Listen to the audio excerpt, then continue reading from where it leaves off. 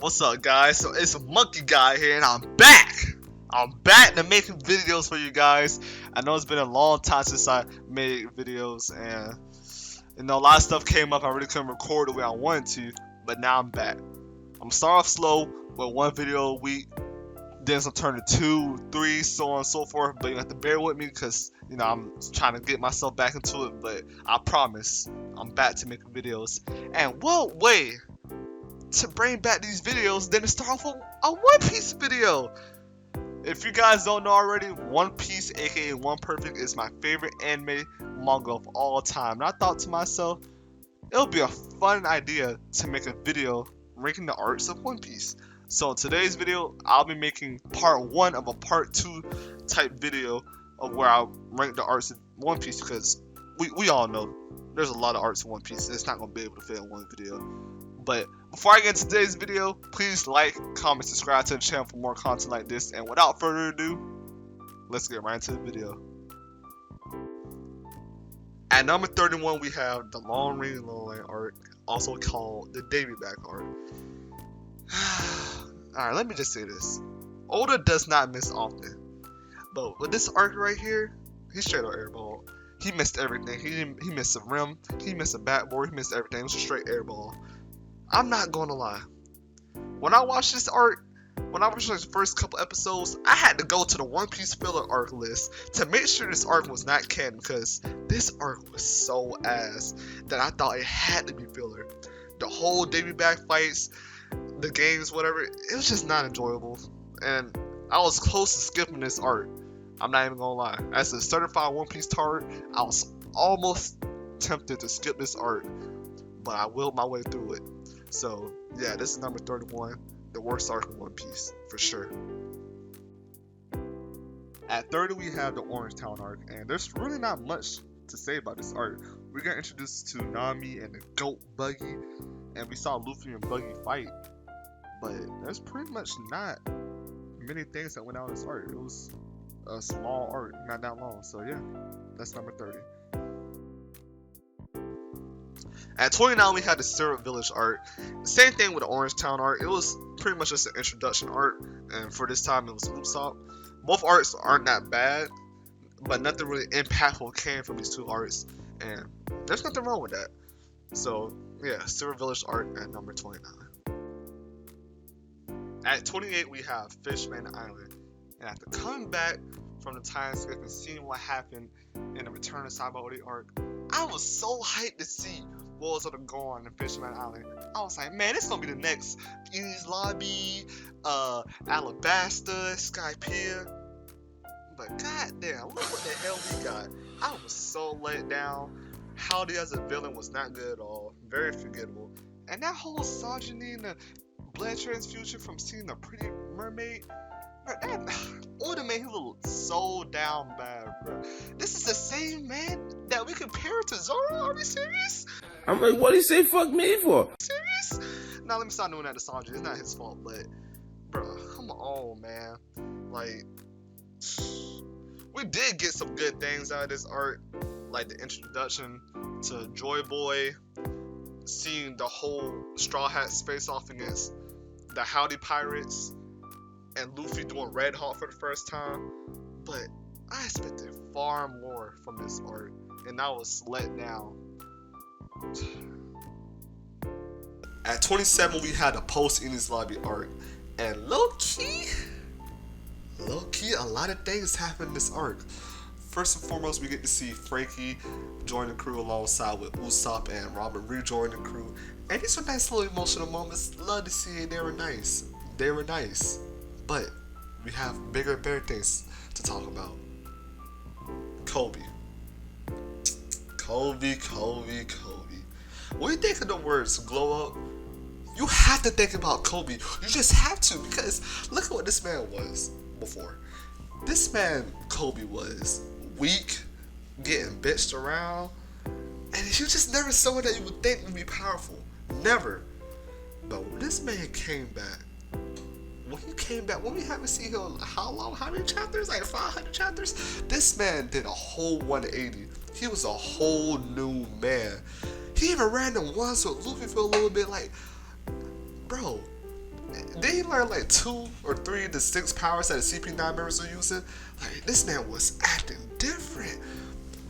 And even though he got whooped by Luffy because it's Luffy, that was serious improvement from what he was before. Because back then, Luffy would have whooped him with his sandal. Like, it was crazy. And who else would have did that other than the man that was also introduced, Garp, aka Luffy's grandfather? Hold on, you didn't talk. That man Garp, I like that man Garp. He's nice. He's nice. You can really tell that him and Luffy's related. They just act the exact same, which gives him his automatic gold card, obviously. But yeah, I can't wait to see what happens with Kobe in the future, because they're trying to do the whole thing with Luffy and Kobe being the whole Roger and Garp comparisons, little dynamic rivalry thing that they had going on, and I can't wait to see all that. The next thing that happened was Shanks pulling up on Whitebeard, and man, was this whole scene fire. This was like Shanks' 4th time appearing in the series, and I swear this man Shanks got like what, 7 appearances in the whole show, but every time he pops up, something crazy always happens. So, you know, he low-key get a little pass for that. But no, Shanks, when he walked on Whitebeard's ship, and he was just casually walking, and his pure Conqueror's Haki was just knocking out everyone. I don't even think he was trying to do that. That was just a passive Conqueror's Haki thing on, and everyone was getting knocked out. It literally got to a point where one of the crew members went up to Marco and was like, "What is happening?" And Marco was like, "Hey, everyone that's weak, go hide, because Shanks will knock you out." And he said, "Bro, what are you talking about?" Bro went to sleep right there. I said, "Damn, Shanks, why you doing it to him like that?" This man Shanks pulled up the Whitebeard, and I'm pretty sure this is like the first time Whitebeard's ever been like mentioned or anything like that. So he pulled up on the man who at the time was like the biggest pirate in the world, a rival to Gold D. Roger, the Pirate King. This man Shanks is different. But no, they started talking. They was talking about Blackbeard, and Whitebeard thought Shanks was disrespecting him because he was telling him about Ace and how Ace should pull back. But he was like, "Hey, Blackbeard did something bad, so Ace got to get him back for it." And Shanks said, "Man, you acting like a little bitch." And Whitebeard was like, "Who you talking to like that, young blood?" And he got up, and they clashed, and they literally split the sky and everything. That was so fire. And then we haven't saw Shanks like another 100 episodes, but that's besides the point. The last thing happened this arc was Blackbeard versus Ace, and y'all know what happened with this one.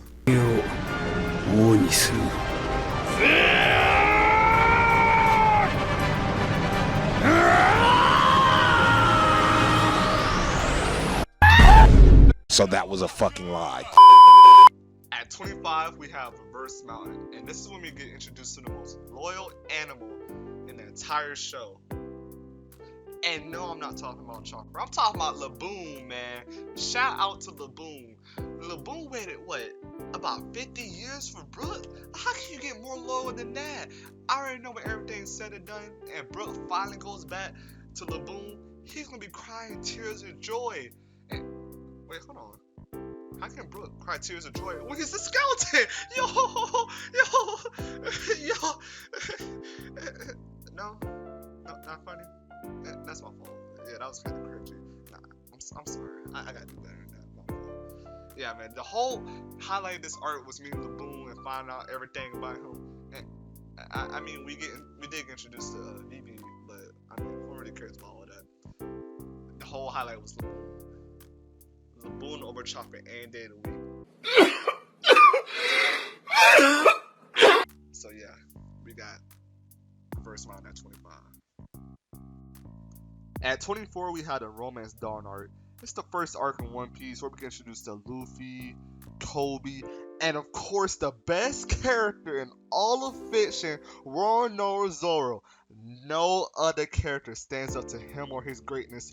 Truly, truly the best character of all time. Oh man, if I could, I would literally spend the rest of this video talking about him and his greatness and why no other character could possibly top him as the greatest character of all time. Nobody, not Guts, not Gintoki, no one. Truly the best character in all of fiction. And that's really the problem when you have people like this who are so delusional and hopping on cock. God damn, get off of him, bro. Shout out to Wano and Zoro. They go for real. At 23, we had the Zoro arc. And this dude got introduced to the Minks, Zanisha, and the Roll Poneglyphs. And shout out to Pedro, by the way. We all know what he did. That's the go for real. But we also got a very good moment out of this arc between Momo and Luffy. When Momo and Kinemon was asking Luffy for help on defeating Kaido, Luffy was like, you know, I'll help you guys and all, but I didn't go hear that straight out of Momo's mouth and no one else's. And everyone's just like, looking at Luffy like, why? Why you need Momo to ask you for? Is this not enough? Momo's just a little kid. He's like 8 years old. And Luffy's like, man, I do not want to hear any of that. Because if Momo is going to be the Shogun, the leader of the Wano country, there's just certain things he has to do by himself. There's no one else that needs to back him up on this. He needs to go make that decision by himself. And this is one of the reasons why I think Luffy is the greatest MC of all time. Gucci who? Gucci man? Shout out my nigga Gucci. Because when Luffy has certain expectations for people, he's gonna make sure they fulfill those expectations plus more. He's not gonna sugarcoat anything. He's not gonna hold anything back. He's gonna tell you straight up for what it is. And I really like Luffy because of that. But this whole arc was pretty much setting up for Whole Cake and Wano, and there's pretty much not much else to say about this arc. So yeah, we have Zoro at 23. At 22, we have the Thriller Bark arc, and this was almost an airball from Oda. From coming off a great arc in Enies Lobby, this just honestly felt like a bit slap in the face. Moria as a villain was just not good. He was built weird, he was ugly. Fuck y'all too, lame man nigga. And the whole zombie thing just did not work out. I mean, we had a couple little things that was saving this arc, like obviously the introduction of Brook, Zoro versus Ryuma, and him getting a new sword, and of course at the end we got the iconic song like yo ho ho yo ho ho. But the man who single-handedly saved this arc was no other than Zoro. Oh shit. Here we go again. The nothing happened moment is literally a top moment in all of anime history. For him to take all that damage on top of his own and to stand there in his own pool of blood was god damn, Zoro. God damn, was so cool, so badass, man. Like, come on, Zoro, why you so golden, man? You single-handedly carried this arc from being an airball, man. That's my goal. That's my goal for real, bro. Stop playing with Zoro. Not a lot, but just a little. At 21, we had the return of Sabaody arc. And I like seeing everyone come back from their training and seeing the development that everyone went through, especially Nami. And I guess Robin too. Like, she kind of just came back white. I already know how that worked out. But anyway, Luffy got his revenge on that Kuma robot, and I like that whole little fight they had on, especially when Luffy did that too slow. Oh, that wasn't me clean. Nah, but it showed me that Luffy really took his training serious. Everyone took their training serious. They went to the gym to hit that weight room because it was like, man, we're gonna go into this new world and we're gonna show out for real. We're gonna show everyone why the Straw Hats will become the best crew in the world. And this is another reason why Pitchman Island was just so disappointed, because I had so much expectations for this next big arc, and they really did me like, damn, like, come on, Oda, please. But he redeemed himself in the later arcs, so I'm not really going to press him like that for real. But yeah, we have Return Sabaody at 21. At 20, we had the Whiskey Peak arc, and I like the whole idea of a mercenary island. I especially liked when Zoro just went on a whole rampage and started soloing the entire island. Especially what he did to that woman. And we all know what woman I'm referring to, because this is the same fight to which Zoro got his iconic name, the Minority Hunter. Because what he did to that woman, I'm not gonna lie, that was racially motivated. But I also like when Zoro and Luffy started fighting, because Luffy was just being stupid and wanted to fight Zoro for no apparent reason. So in the process of them fighting, they also unintentionally beat up Mr. Five and Miss Valentine. And this whole little thing was just funny to me, and I like this arc a lot. So I put this Whiskey Peak arc at number 20. At 19, we had the Amazon Lily arc. The arc right before Impel Down, Marineford. But we got to see more of Luffy using Conqueror's Haki and explanation of what it is, on top of gathering future allies for Luffy. So it's a nice little arc, but I think we all know why I put this arc up so high. Yes! Yes! At 18, we have Punk Hazard, and I like this arc a lot because of Law. Not only did we get to see how truly broken and OP his fruit is, because the man did cut the whole island in half, which is crazy, but we also got to see how cool he is as a character, doing interaction between everyone there, especially Luffy and Chopper. And that was, that was kind of cool how him and Chopper got along so well. I never would have thought that would have been. Hey, look, that's an underrated duo right there, Law and Chopper. But did I forget to mention that Law is a top 2 drippiest character in the show, right beneath Doflamingo. But it's very close between those two, very close. But this whole little interaction that they had on this island was good enough that the Hard Pirates and the Straw Hats form an alliance. And we also got to get introduced to 2 very important characters in the show, Kinemon and Momonosuke.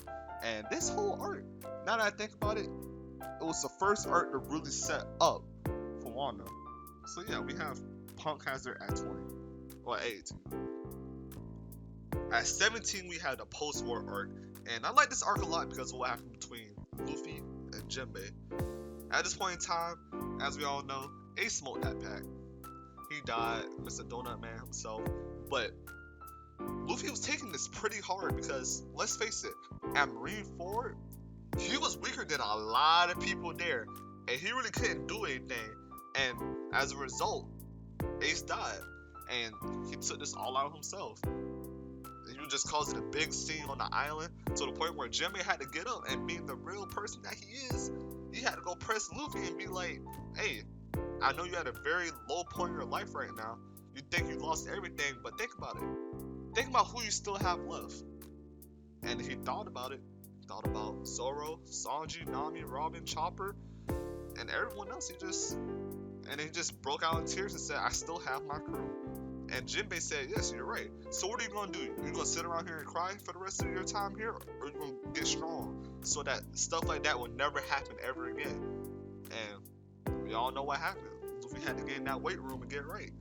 So, yeah, I really like this art because of that interaction between Jinbei and Luffy. And that made me respect Jinbei even more than I respected him before. So, yeah, that's post-war arc at number 17. At 16, we have Law of Talon. So much stuff goes on this arc, man. We get to see Zoro getting new swords, and of course, he has to get them in the most badass way. When he found out that one of the swords is cursed and could potentially kill him, he was like, damn, that's crazy. And just threw the sword up in the air and was like, it's my luck versus the curse. And it was this close to chopping his arm off, but it didn't. And it was, shoot, I guess it was good enough for him to be like, I guess the sword is coming with me. And if this moment alone doesn't prove to you why he's the greatest character of all time, I just don't know what to tell you.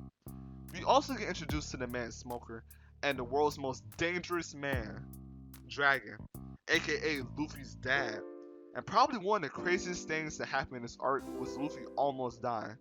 He was literally 1 second off from getting his head chopped off before Dragon said no. Well, and all of this is happening on the same island that Gold D. Roger, the Pirate King, was not only born on, but also died on as well. And if you really think about it, Luffy would have died on the same island as the Pirate King. That's kind of crazy to think about. But out of all this craziness, I still have one more moment to talk about, and that was the barrel scene. When they were heading to the Grand Line, everyone put their foot in the barrel and announced their dreams. And I really like this scene because to me, this is really the start of it all. The countless fights, islands, emotions, depths, and memories that contribute to the overall journey from this point on really started from this moment right here. And to think that these people with very big and different dreams will still be together, even now, will always make not only this moment, but overall art is very important in One Piece. So yeah, we have Law of Talon number 16. That's it for the video, guys. This is part 1 of part 2. So I'm gonna do the rest in the future video. It's gonna come out very soon. 15 arts left, I believe, and I'm gonna get things out very soon, as I said before. But if you enjoy the content, please like, comment, subscribe to the channel for more. I'm back officially. I'll be making more consistent videos, and yeah, the Return of Monkey Guy, and it starts off with this video. And until next time, I'll see you guys later. Sorry.